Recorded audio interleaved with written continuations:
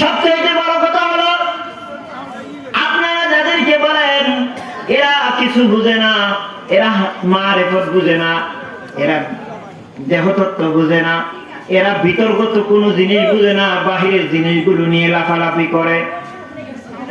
ও ভাই শুনেন, প্রিয় ভাই আপনাকে বলি, আল্লাহ রাব্বুল আলামিন যা কিছু দেওয়ার কোরআনে কারীমের মধ্যে সুস্পষ্ট করে আমাদেরকে দিয়েছেন কিনা বলেন? এই কোরআনকে আরো সুস্পষ্ট করার জন্য নবী আল্লাহ তাআলা দুনিয়ার জমিনে পাঠাইছেন কিনা বলেন? আল্লাহ রাব্বুল আলামিন নিজে কিতাব তৈরি করে দিয়েছেন। এই কিতাবকে বোঝানোর জন্য আল্লাহ তাআলা নিজের পক্ষ থেকে একজন বার্তাবাহক পাঠিয়ে দিয়েছেন যে শোনো, আমার যে কিতাব, এই কিতাবকে সুন্দরভাবে বিশ্লেষণ করে বোঝানোর জন্য আমার পক্ষ থেকে যদি কোনো প্রতিনিধি না যায় তাহলে হয়তো পথভ্রষ্ট হয়ে অন্য লাইনে চলে যেতে পারে। ঠিক কিনা বলেন?